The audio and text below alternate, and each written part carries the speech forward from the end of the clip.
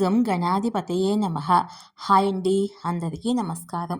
మనం ఈరోజు ఈ వీడియోలో మార్గశిర మాసం ఎప్పటి నుంచి ప్రారంభమవుతుంది, మార్గశిర మాసం ముగింపు తేదీ ఏమిటి, మార్గశిర మాసం యొక్క విశిష్టత ఏమిటి, ఈ నెలలో వచ్చే ముఖ్యమైన పండుగలు ఏమిటో, మార్గశిర మాసంలో మనం ఏ దేవుణ్ణి పూజించాలి, మనం ఇప్పుడు ఈ వీడియోలో తెలుసుకుందాం. ఈ వీడియో కనుక మీకు నచ్చినట్లయితే లైక్ చేయండి, షేర్ చేయండి, సబ్స్క్రైబ్ చేసుకోండి. ఈ వీడియో లాస్ట్ వరకు స్కిప్ చేయకుండా చూడండి. ఇలా చేయడం వల్ల ఈ వీడియో మరికొంతమందికి రీచ్ అవుతుంది. Please subscribe me, support me. Thank you for watching. Margashira మాసం డిసెంబర్ 2వ తేదీ నుంచి ప్రారంభం అవుతుంది. మార్గశిర మాసము డిసెంబర్ 30 అమావాస్యతో ముగియనున్నది. అలాగే ధనుర్మాసము డిసెంబర్ 16వ తేదీ సోమవారం నుంచి ప్రారంభం అవుతుంది. మనం ఇప్పుడు మార్గశిర మాసం యొక్క విశిష్టత ఏంటో తెలుసుకుందాము. మాసాన మార్గశీర్షోహం అన్నారు స్వయంగా జగద్గురువైన శ్రీకృష్ణ పరమాత్మ. అంటే మాసాలన్నిటిలో మార్గశిర మాసాన్ని నేనై ఉన్నాను అని భగవానుడు స్వయంగా గీతలో చెప్పి ఉన్నారు. ఈ మార్గశిర మాసము ఎంతో పుణ్యప్రదమైనది. మార్గశిర మాసములో మనం చేసే స్నాన దాన జపాదులు అనేక రెట్లు ఫలితాలను ఇస్తాయి. అలాగే ఈ మాసములో కార్తికేయుడు, కాలభైరవుడు, దత్తాత్రేయుడు వంటి వారితో పాటు స్వయంగా భగవానుడైన శ్రీకృష్ణ భగవానుడు అవతరించిన మాసము ఈ మార్గశీర్ష మాసము. ఈ జగత్తులో అన్ని విభూతుల్లోనూ తానే ప్రకటితమై ఉన్నానని స్వయంగా శ్రీకృష్ణ పరమాత్మ ప్రకటించుకున్నాడు. కొన్ని అగ్రగణ్యమైన విషయాల్లో తన స్వరూపము స్పష్టంగా తెలుస్తుంది అని చెప్పాడు. అలా మాసాలలో అగ్రగామి అయిన మార్గశీర్ష మాసము లేదా మార్గశిర మాసమే తన స్వరూపమని గీతలో భగవానుడు స్వయంగా చెప్పి ఉన్నాడు. మార్గశిరం తర్వాత వచ్చే పుష్యమాసం నుండి ఉత్తరాయణము ప్రారంభం అవుతుంది. ఉత్తరాయణము దేవతలకు పగటి కాలము. అలా చూసుకుంటే దక్షిణాయనం చివరి భాగము. ఉత్తరాయణం ముందు వచ్చే భాగమైన మార్గశిరము పగలకు ముందు వచ్చే బ్రహ్మీ ముహూర్తం వంటిది. బ్రహ్మీ ముహూర్తం రోజుల్లో ఎంత ప్రాధాన్యత కలిగి ఉంటుందో మనకందరికీ తెలుసు. బ్రహ్మీ ముహూర్తంలో చేసే ఏ పని అయినా తప్పకుండా నెరవేరుతుంది. బ్రహ్మీ ముహూర్తం రోజుల్లో ఎంత ప్రాధాన్యత కలిగి ఉంటుందో మనకందరికీ తెలుసు. సంవత్సరానికి స్వయంగా విష్ణు స్వరూపమైన మార్గశిర మాసం కూడా అంతే ప్రాధాన్యత కలిగి ఉంటుంది. లక్ష్మీనారాయణ స్వరూపమైన ఈ మాసములో ప్రతిరోజు శుభప్రదమైనది. తొలి రోజు కార్తీక మాసమంతా వ్రతాలు చేసిన వారు పోలిని స్వర్గానికి పంపించుట. ఆ రోజు మార్గశిర పాడ్యమి రోజు నదిలో స్నానం చేసి దీపాలను వదులుతారు. ఆ రోజు నుంచే మార్గశిర మాసము ప్రారంభం అవుతుంది. ఆనాడు నదీ స్నానం చేయడము చాలా పుణ్యపదము. మార్గశిర పాడ్యమి రోజున నదీ స్నానం చేయటము కుదరని వారు ఇంట్లోనే గంగా, యమున, సరస్వతి, కృష్ణ, కావేరి నదులను స్మరించుకొని స్నానం చేసినచో నదీ స్నానం చేసినంత పుణ్యం మనకు కలుగుతుంది. ఈ మార్గశిర మాసము ప్రతిరోజు శుభప్రదమైందే అయినప్పటికీ కొన్ని ముఖ్యమైన పర్వదినాల గురించి మనం ఇప్పుడు తెలుసుకుందాము. మార్గశిర శుద్ధ తదేనాడు ఉమామహేశ్వర వ్రతం చేసి శివపార్వతులను ఆరాధించడం కొన్ని ప్రాంతంలో వస్తున్నది. అలాగే మార్గశిర శుద్ధ పంచమి నాడు నాగపంచమి చేసే ఆచారం కూడా ఉన్నది. కొన్ని ప్రాంతాల్లో శ్రావణ మాసములో, మరికొన్ని చోట్ల కార్తీక మాసములో, మరికొన్ని చోట్ల మార్గశిర మాసంలో ఈ వ్రతం చేస్తారు. మార్గశిర శుద్ధ షష్ఠి సుబ్రహ్మణ్యేశ్వర స్వామి జన్మదినము. శివపార్వతుల తనయుడైన సుబ్రహ్మణ్యుడు తారకాసుర సంహారం కోసము అవతరించిన రోజే ఈ సుబ్రహ్మణ్య షష్ఠి. ఈ సుబ్రహ్మణ్య షష్ఠి రోజు ఉపవాసం ఉండి సుబ్రహ్మణ్యేశ్వరుని ఆరాధిస్తారు. ఈరోజు సుబ్రహ్మణ్యేశ్వర స్వామికి ఉపవాసం ఉండి సుబ్రహ్మణ్యేశ్వర స్వామి పూజ చేసినట్లయితే సంతానం కోరుకునే వారికి ఆ స్వామి సంతానాన్ని ప్రసాదిస్తారు. దేశంలో గల పలు సుబ్రహ్మణ్య ఆలయాల్లో ఈ సుబ్రహ్మణ్య షష్ఠి రోజు విశేషమైన పూజలు, ఉత్సవాలు, నాగప్రతిష్టలు జరుగుతాయి. మార్గశిర శుద్ధ అష్టమి కాలభైరవుని జన్మదినము.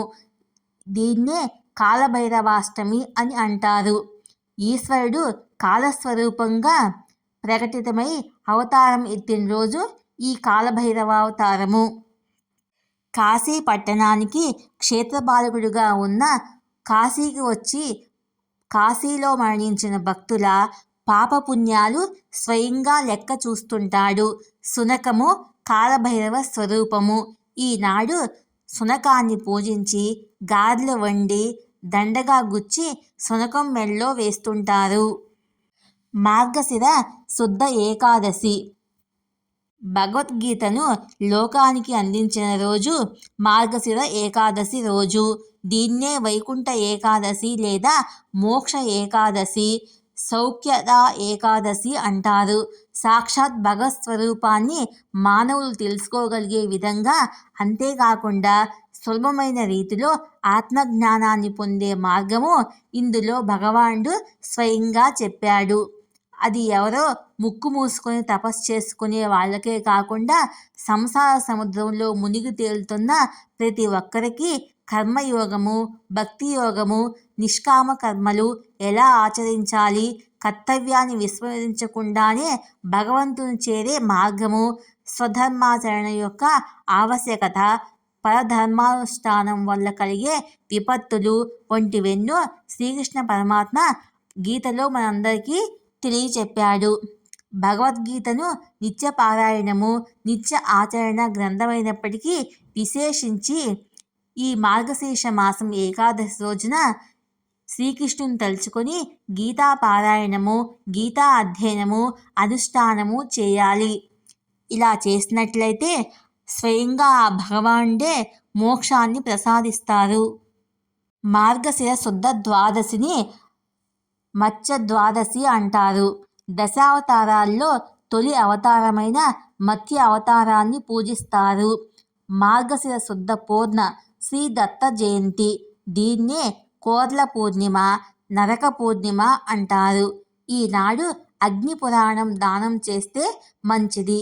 సాక్షాత్ త్రిమూర్తుల్లోని విష్ణు యొక్క అంశగా అంత్యాన అత్రి అనసూయలకు జన్మించిన దత్తాత్రేయుడు మౌనముద్రలోనే ఉపదేశం చేసి పరమ గురువయ్యాడు. ప్రకృతిలోని 24 మంది గురువుల వద్ద విద్యను అభ్యసించి ఆత్మజ్ఞానాన్ని పొందిన మహనీయుడు గురు దత్తాత్రేయ స్వామివారు. ఆత్మతత్వాన్ని లోకానికి ఎరగపరిచిన గురువులకే గురువైన అవధూత శ్రీ దత్తాత్రేయుల వారు. ఈ దత్త జయంతి రోజు దత్త చరిత్ర పారాయణం చేసి ఆ పరమ గురువుని స్మరించుకుందాము. మార్గశిర మాసములో వచ్చే లక్ష్మీవారము లేక లక్ష్మీ గురువారాలకు ఎంతో ప్రాముఖ్యత ఉంది. ఈ లక్ష్మీ గురువారం రోజున లక్ష్మీదేవిని పూజిస్తే సకల ఐశ్వర్యాలు కలుగుతాయి. ఆ రోజున స్త్రీలు నియమానుసారంగా లక్ష్మీదేవిని పూజించి వ్రతంలో చెప్పిన విధంగా నైవేద్యం సమర్పించి వ్రత కథను చదువుకోవాలి. అలా మాసములో వచ్చే అన్ని లక్ష్మీవారాలు ఈ వ్రతాన్ని ఆచరించాలి. పుష్యమాసములో వచ్చే మొదటి గురువారం నాడు కూడా లక్ష్మీదేవిని పూజించి ఆనాడు తమ శక్తానుసారము ముత్తైదువులకి భోజనం పెట్టి పసుపు, కుంకుమ, పువ్వులను, తాంబూలము మొదలైన మంగళ ద్రవ్యాలను ఇవ్వాలి. ఇలా నియమం తప్పకుండా చేసేవారి ఇంట లక్ష్మీదేవి కొలువై ఉంటుంది అని పురాణం చెప్తుంది. ఇంకా మార్గశిర మాసంలోనే విష్ణువుకు ప్రీతికరమైన ధనుర్మాసం వస్తుంది. సూర్య భగవానుడు 12 నెలల్లో అంటే ఒక్కో నెలకు ఒక్కో రాశి చొప్పున మారుతూ ఉంటాడు. ఇలా మారుతూ ఉండడాన్ని మాస సంక్రమణము అంటారు. ఇలా ఒక ఏడాది సంక్రమణలు వస్తాయి. సూర్యుడు తులారాశి నుంచి వృశ్చిక రాశిలోకి ఆగమనం చేయడాన్ని వృశ్చిక సంక్రమణము అంటారు. ఈ మార్గశిర మాసము మహాలక్ష్మికి, మహావిష్ణువుకు, సూర్యదేవునికి ఎంతో ప్రీతికరమైనది. ఈ మాసమంతా శ్రీ మహావిష్ణువును తులసి దళంతో పూజిస్తే అనంతమైన పుణ్యఫలం దక్కుతుందని పండితులు చెప్తుంటారు. శుక్లపక్షము నాడు ద్వాదశి నాడు పంచామృతాలతో విష్ణుమూర్తికి అభిషేకం చేయాలి. శ్రీ మహావిష్ణువుతో పాటు సూర్యభగవానుడి పూజించి ఈ మాసంలో ఏ పని చేస్తున్నా ఓం నమో దామోదరాయ నమః, ఓం నమో నారాయణాయ నమః అనే మంత్రాలు జపించాలని శాస్త్రాలు వివరిస్తున్నాయి. ప్రతిరోజు బ్రహ్మముహూర్తంలో తులసి సన్నిధిలోని మట్టి ఆకులను తీసుకొని ఓం నమో నారాయణ అనే మంత్రాన్ని స్తుతిస్తూ శరీరానికి రాసుకొని స్నానం చేయాలి. మార్గశిర మాసంలోని గురువారాల్లో శ్రీ మహాలక్ష్మీదేవిని పూజిస్తూ మార్గశిర లక్ష్మీ వ్రతం చేయడంతో పాటు ద్వాదశి అభిషేకం వల్ల మీ కుటుంబంలోని అందరూ ఆయురారోగ్యాలు మెరుగుపడతాయి. ఈ మాసంలోనే ధనుర్మాసం ప్రారంభం అవుతుంది. ఇదే సమయంలో ధనుర్మాస వ్రతాన్ని ఆచరించి మధుసూదనుడు అనే నామంతో శ్రీ మహావిష్ణువుని ఆరాధించాలి.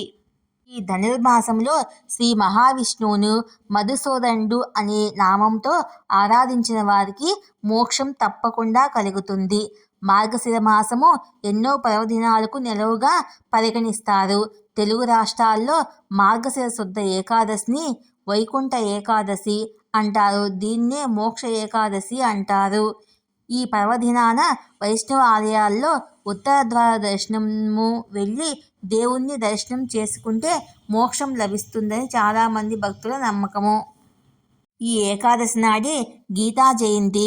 సమస్త మానవాళికి ధర్మ భాండాగారం అయిన భగవద్గీతను శ్రీకృష్ణుని ప్రబోధించిన రోజు. ఇలా ఎన్నో విశిష్టలతో భక్తులందరికీ హర్షం కలిగించే విధంగా ఈ మార్గశిర మాసం ఉంటుంది. ఈ వీడియో కనుక మీకు నచ్చినట్లయితే లైక్ చేయండి, షేర్ చేయండి, సబ్స్క్రైబ్ చేసుకోండి. ఈ వీడియో లాస్ట్ వరకు స్కిప్ చేయకుండా చూడండి. Please subscribe me, support me. Thank you for watching.